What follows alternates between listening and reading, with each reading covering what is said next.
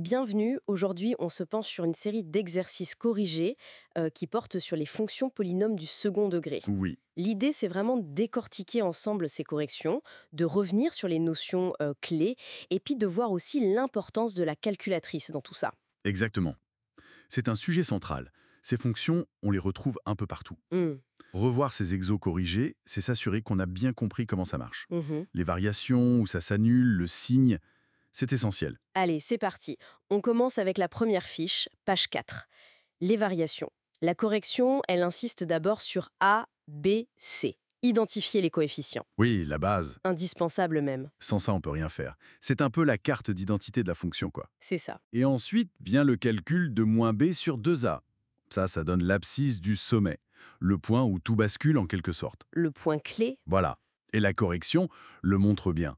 Le signe de A, si A est positif, hop, parabole vers le haut. Elle sourit. C'est ça, elle sourit. Donc décroissante, puis croissante, minimum.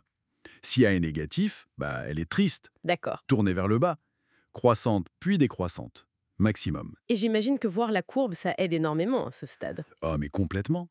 Utiliser le mode graphique de la calculette, comme on le devine dans l'esprit de la correction, qui demande de vérifier, ça permet de voir tout de suite si notre calcul du sommet et notre idée de l'allure, bah ça colle. C'est un beau réflexe, oui. C'est une sécurité. C'est pour trouver où la courbe coupe l'axe des abscisses, c'est ça. Exactement. Sur le premier exercice, on lit directement sur le dessin. C'est assez immédiat. Mhm. Mais pour l'exercice 2, la correction, elle, demande un calcul précis, et souvent avec des arrondis spécifiques.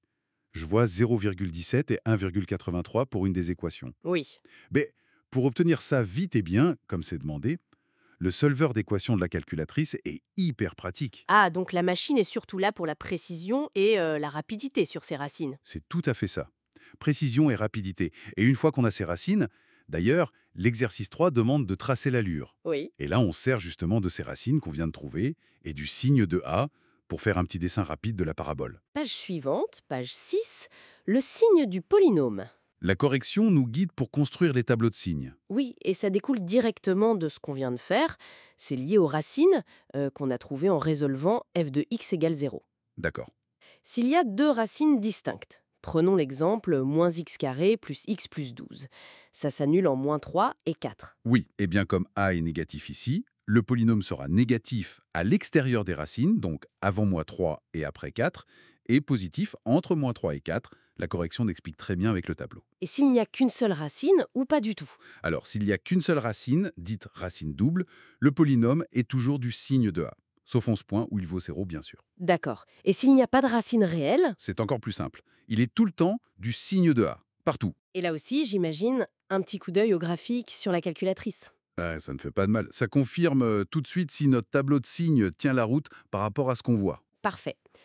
On termine avec le problème concret, page 7, l'homme canon. J'aime bien ces applications, hein. Ah oui, c'est une illustration parfaite. On a la trajectoire, f de x égale moins 0,1 x carré plus 1,4x plus 1,5. On voit tout de suite le A négatif, moins 0,1 donc parabole vers le bas. Exact.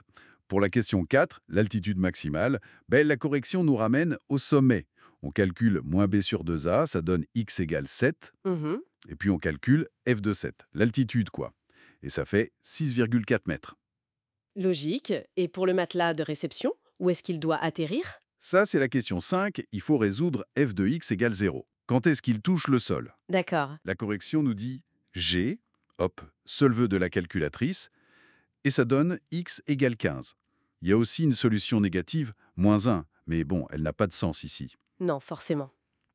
Donc, le matelas doit être placé à 15 mètres du départ. C'est un modèle simple, hein, on néglige la résistance de l'air, tout ça. Bien sûr. Mais ça montre bien à quoi ça sert, ces fonctions. Donc si on résume la démarche vue dans ces corrections, on identifie A, B, C, on calcule le sommet pour savoir comment ça varie, on cherche les racines en résolvant f de x égale 0, et on utilise le signe de A et ses racines pour déterminer le signe du polynôme. C'est exactement ça. Et tout au long, la calculatrice est présentée comme un outil vraiment efficace, pour vérifier l'allure, pour calculer les racines précisément pour le solveur. Tout à fait.